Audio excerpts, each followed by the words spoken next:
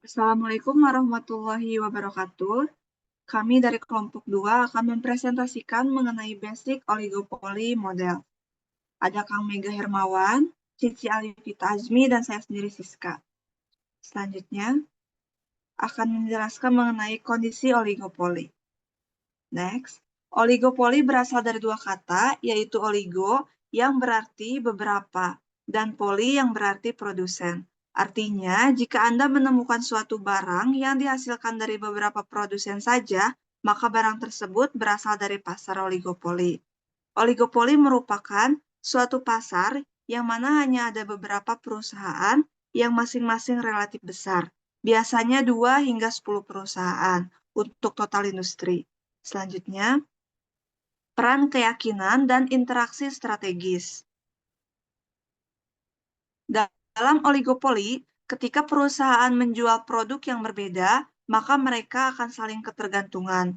Manajer sebuah perusahaan harus mempertimbangkan dampak keputusan penetapan harga terhadap perusahaan lain dalam industri tersebut. Di sini ada kurva. Apabila harga dari C turun ke A, maka permintaan D1 naik ke D2. Dengan penurunan harga, perusahaan akan menjual lebih banyak jika kompetitor tidak menurunkan harga mereka, yaitu pada titik D2. Selanjutnya, maksimalisasi laba dalam 4 kondisi oligopoli. Yang pertama ada oligopoli Swizi. Oligopoli Swizi didasarkan pada bagaimana perusahaan lain akan merespon kenaikan harga dan penurunan harga. Ciri-ciri pasar oligopoli adalah yang pertama, ada beberapa perusahaan di pasar yang melayani banyak konsumen. Yang kedua, perusahaan menghasilkan produk yang terdiferensiasi. Yang ketiga, setiap perusahaan percaya saingan akan memotong harga mereka sebagai respon terhadap penurunan harga, tetapi tidak akan menaikkan harga mereka dalam menanggapi kenaikan harga. Yang terakhir, ada hambatan masuk ke dalam industri. Lalu di sini ada kurva, meskipun marginal cost turun dari titik C ke E, tapi perusahaan memutuskan untuk memproduksi pada jumlah yang sama, yaitu pada titik Q0, dengan tujuan untuk memaksimalkan laba, yaitu dari titik C ke E. Next.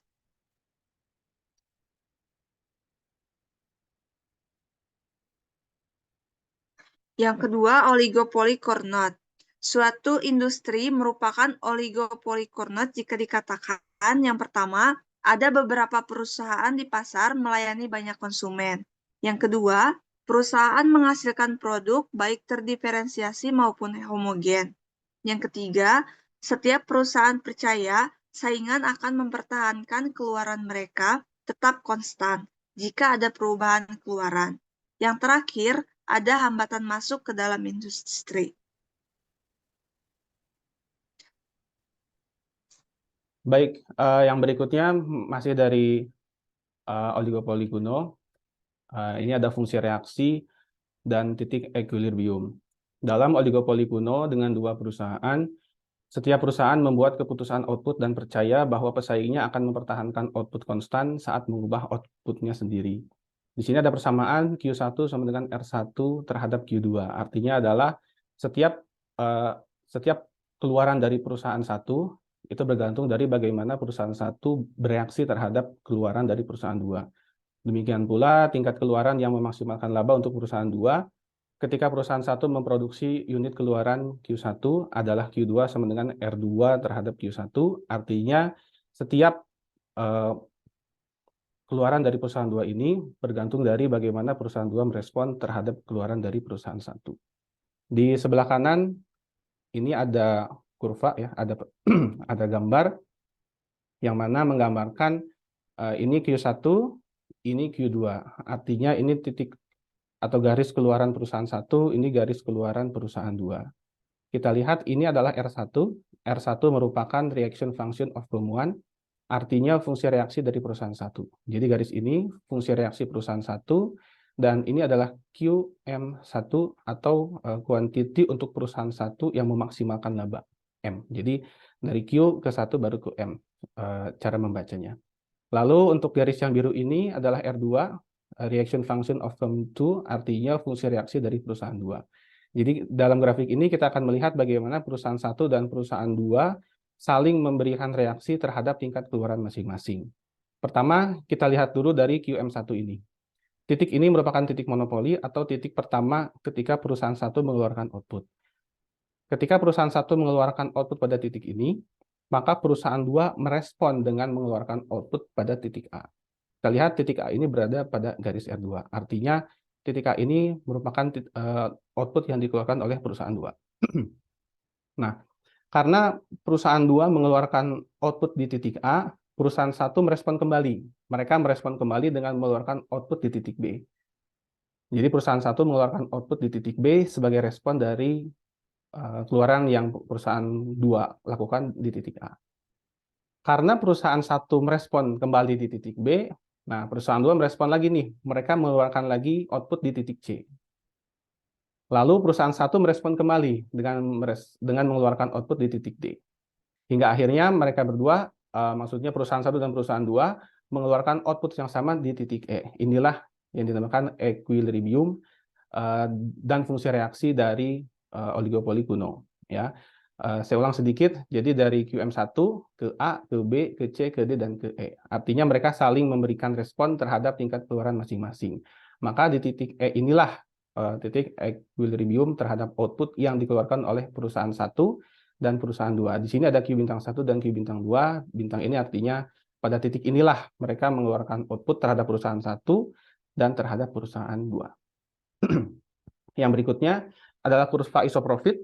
Kurva isoprofit merupakan suatu fungsi yang mendefinisikan kombinasi keluaran semua perusahaan yang menghasilkan tingkat laba yang sama. Di kurva sebelah kiri kita bisa lihat ini masih sama ya, R1, fungsi reaksi perusahaan 1, ini masih sama Q1, ini masih sama Q2, ini monopoli, titik monopoli untuk perusahaan 1. Masih sama ya, yang membedakan adalah titik A, B, dan C. Ini adalah titik laba, ya, isoprofit curve for firm 1, artinya kurva isoprofit untuk perusahaan 1. Nah, semakin mendekati titik monopoli, maka semakin besar laba yang dihasilkan. Di sini dikatakan V0 lebih kecil dari V1, lebih kecil dari V2. Artinya titik A lebih besar dari titik A lebih kecil dari titik B, lebih kecil dari titik C. Artinya kalau saya bahasakan balik, titik C lebih besar dari titik B dan lebih besar dari titik A. Artinya semakin mendekati titik monopoli, maka semakin besar laba yang dihasilkan. Ya, V2 lebih besar dari V1 dan lebih besar dari V0. Sementara yang sebelah kanan, kita bisa lihat bahwa kita lihat di titik C ya, karena ini R1 ya masih sama, ini fungsi reaksi 1, ini juga titik monopoli. Di titik C ini kita lihat ini Q bintang 2. Nah, ini merupakan titik di mana perusahaan 2 ya di Q2 ini akan mengeluarkan output ya. Akan mengeluarkan output, tapi ini yang diperkirakan oleh perusahaan 1. Jadi perusahaan 1 berpikir kalau perusahaan 2 memproduksi, nah disinilah mereka akan memproduksi. Seperti itu ya. Ini VA1, VB1 dan VC1 yang merupakan lengkungan dari titik A, kemudian juga VB1 dengan titik B, VC1 dengan titik C, seperti itu. Lalu yang ketiga ada perubahan biaya marginal. Dalam oligopoli kuno, dampak perubahan biaya marginal sangat berbeda dibandingkan dengan oligopoli Swiss.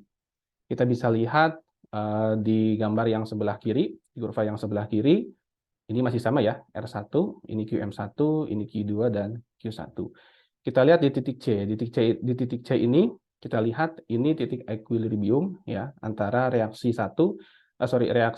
fungsi reaksi perusahaan 1 dan fungsi reaksi perusahaan 2 dipadukan dengan ini ya VC2 dan juga PC1. Di sini QC1 dan juga QC2 untuk titik keluaran perusahaan 1 dan ini titik keluaran perusahaan yang kedua.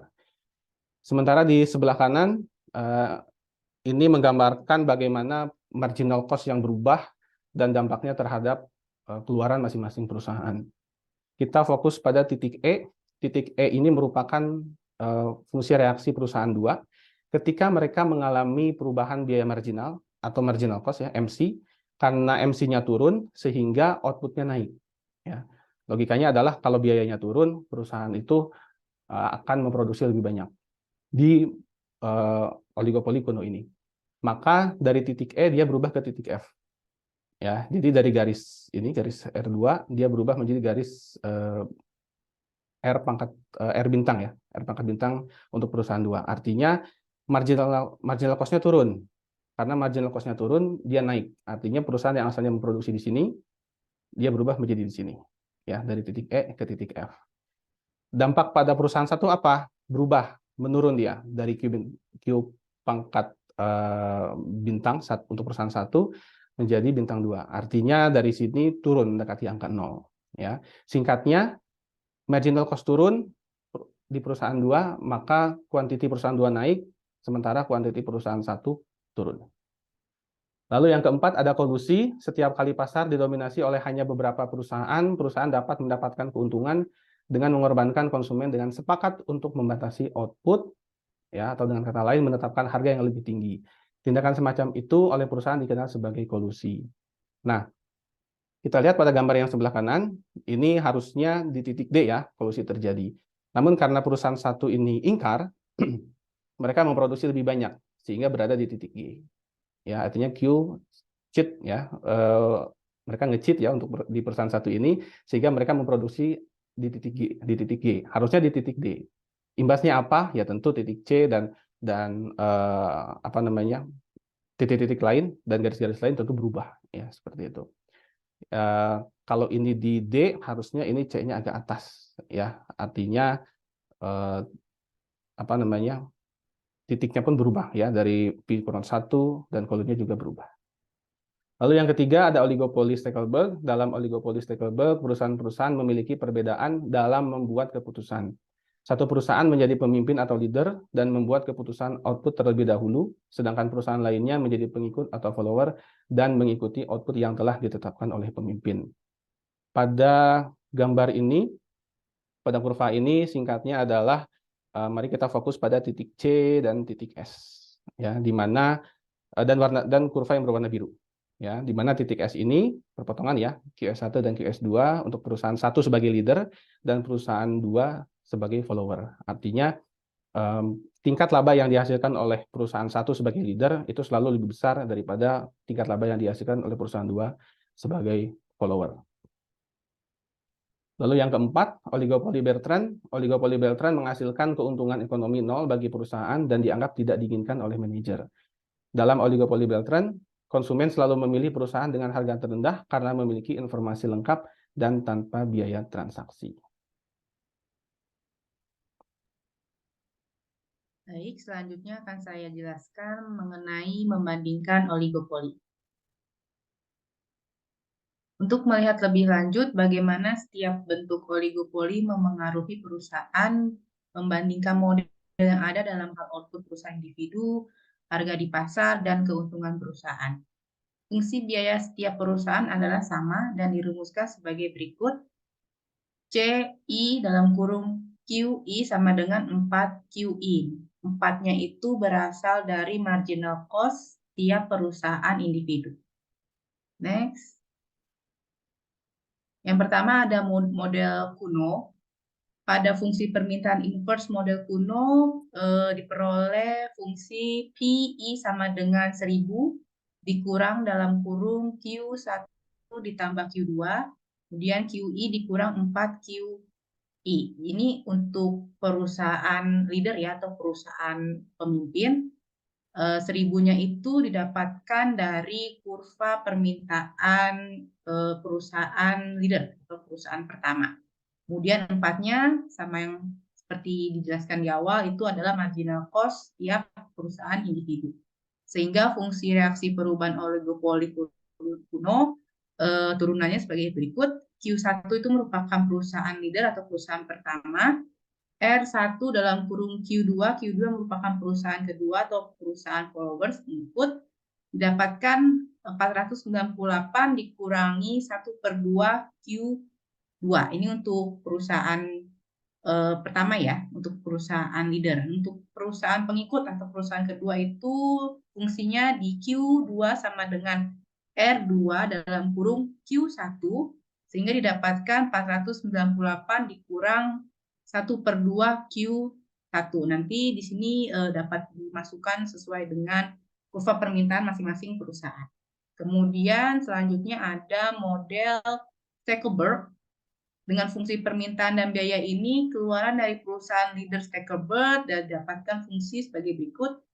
Q1A ditambah C2 dikurang 2C1 dibagi 2B. A-nya itu 1000, kita masukkan ke dalam fungsi, ditambah C-nya itu 4. Jadi A-nya tadi itu dari demand ya, demand curve masing perusahaan individu, kemudian C-nya itu adalah marginal cost-nya itu 4.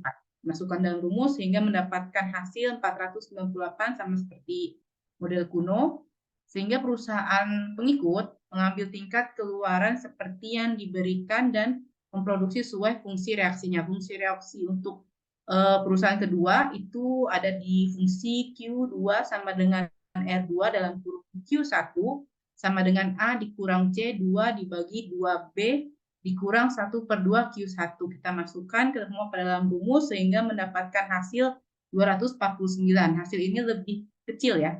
Labanya lebih kecil dibandingkan dengan perusahaan pemimpin atau perusahaan leader. Kemudian kita lihat lagi untuk model ketiga, yaitu model Bertard. Di sini dijelaskan keseimbangan Bertard mudah untuk dihitung. Jadi bahwa perusahaan yang terlibat dalam persaingan Bertard akan mendapatkan harga yang sama dengan biaya marginalnya. Sedangkan untuk model yang terakhir yaitu model kolusi, hasil kolusi terjadi ketika perusahaan-perusahaan memilih output untuk memaksimalkan keuntungan total industri. Ketika perusahaan-perusahaan berkolusi, output total industri adalah tingkat monopoli berdasarkan kurva permintaan terbalik pasar. Karena kurva permintaan terbalik pasar, fungsinya itu P sama dengan 1000 dikurang Q. Jadi penerimaan marginalnya MR sama dengan 1000 minus 2Q. Oke, next. Terakhir untuk subbab ini menjelaskan tentang contestable market. Apa itu? Ini merupakan suatu pasar yang merupakan ciri-ciri dari semua produsen memiliki akses teknologi yang sama, kemudian konsumen merespon dengan cepat terhadap perubahan harga. Perusahaan yang ada tidak dapat secara cepat merespon persaingan dengan menurunkan harga dan tidak ada biaya tertanam. Jadi maksudnya itu keempat kondisi ini akan dipertahankan perusahaan leader supaya tidak memiliki pasar atas konsumen. Jadi harga keseimbangan sesuai dengan biaya marginal dan perusahaan mendapatkan laba ekonomi nol. Hal ini berlaku walaupun hanya ada satu perusahaan di pasar. Jika perusahaan yang ada mengenakan harga lebih tinggi dari perusahaan lainnya, perusahaan baru pasti bisa segera masuk dengan teknologi yang sama.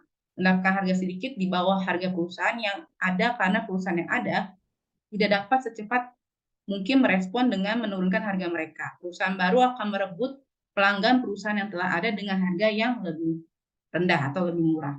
Jika pasar dapat diperebutkan dengan sempurna, perusahaan yang ada diterbitkan oleh ancaman masuknya perusahaan baru. Satu kondisi yang penting bagi contestable market adalah tidak ada biaya tertanam. Biaya tertanam didefinisikan sebagai biaya yang harus ditanggung pendatang baru yang tidak dapat diperoleh kembali setelah pasar keluar. Jadi biaya tertanam itu penting dengan alasan mengenakan harga yang lebih rendah dari perusahaan-perusahaan yang ada. Perhitungan ini tentu saja dengan asumsi bahwa perusahaan-perusahaan yang ada terus menggunakan harga mereka saat ini. Jika memasuki pasar dan perusahaan yang telah ada menggunakan harga tinggi, perusahaan baru pasti akan untung. Jadi intinya biaya tertanam itu adalah biaya yang perusahaan tidak terbitkan oleh calon perusahaan yang akan masuk pasar karena nantinya perusahaan tersebut akan lebih unggul dengan harganya tersebut. Baik, terakhir di sini ada contoh-contoh pasar oligopoli. Mungkin ini sudah familiar di masyarakat Indonesia, logo-logonya ada Indofood. Seperti kita ketahui, Indofood merupakan leader dari perusahaan makanan, juga ada Wings, kemudian juga ada Telkomsel, leader diikuti dengan followers-followersnya, ada Indosat, XL, kemudian ada Gojek juga, seperti kita ketahui Gojek sangat bersaing harga ya dengan Grab. Nah, ini dikembalikan lagi kepada konsumen di pasar, bagaimana mereka akan memilih perusahaan mana yang lebih cocok dengan kebutuhan konsumen. Baik, selanjutnya saya serahkan ke Teh Siska. Baik, sekian presentasi dari kelompok kami. Jika ada kesalahan mohon dimaafkan, jika ada yang sayang mohon diungkapkan, dan jika ada pertanyaan silahkan ditanyakan di kolom komen, karena lebih baik diungkapkan daripada dipendam. Baik. Wassalamualaikum warahmatullahi wabarakatuh.